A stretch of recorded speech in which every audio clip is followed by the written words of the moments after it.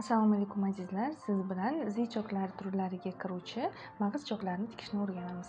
Mag'iz choklarining bugun sizga 3 xil turini tikishni ko'rsataman. Birinchisi ochiq qirqimli mag'iz chok, ikkinchisi yopiq qirqimli mag'iz chok, uchinchisi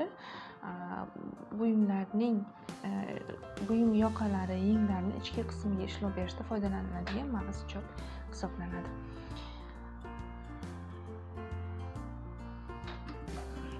Ochiq qirqimli mag'iz chok. Birinchi yopiq qirqimli tikarkanmiz. Buning uchun 0,1 sm kenglikda tikiladi gazlama. 0,1 sm kenglikda tikildi. Aytib o'tishim kerak edi. Mana bu kantning kengligi 2-2,5 sm bo'ladi. Endi buni yana 0,5 sm buklab, ustiga mana bunday qo'yib, e'tibor berasiz. Mana bunday tikildi. Buni 0,5 sm buklab, ustiga mana bunday yana 1 sm buklab, mana bu shaklda tikiladi.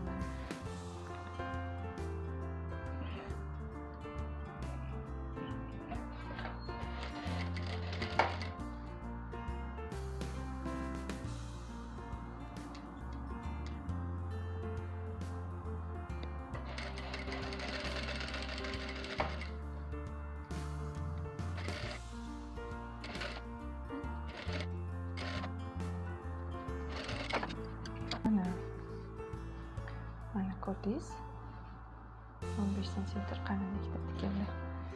Endi ikkinchisiga o'tamiz. Ikkinchisi ochiq qirqimli mag'iz chok. Buning uchun 1,5-2 sm kant kesib olish lozim bo'ladi.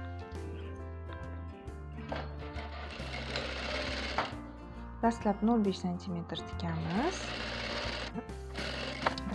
Endi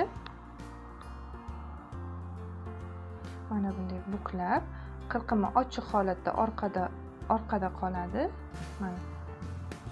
Mana bu shaklda orqaga qirqim qoladi, ustidan 0,5 sm kenglikda tikiladi.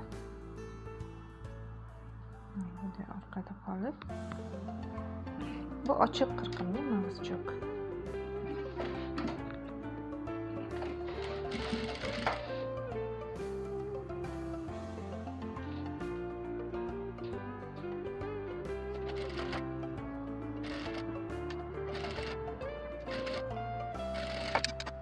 Holatda orqasi ochiq bo'ladi.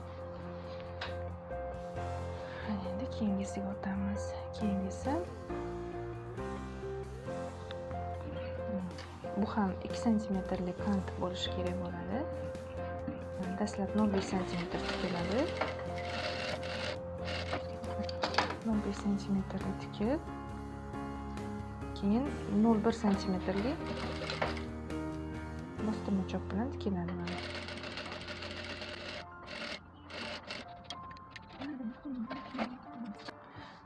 Ana endi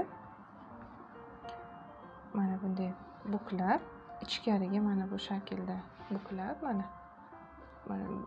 tikib 0,1 sm bostirdik. Endi mana buni buklab, ustidan mana 0,5 sm kenglikda tikib olinadi.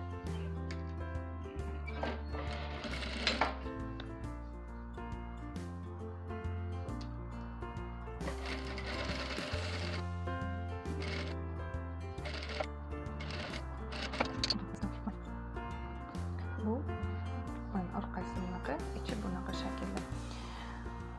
Endi bularni dazmollab olamiz. Choklar ham tayyor bo'ldi. Yana bir bor eslatib o'taman, mag'iz choklar buyumning yoqa, yeng omuzi qismlari, shuningdek choklarga ishlov berish maqsadida foydalaniladi. E'tiboringiz uchun rahmat.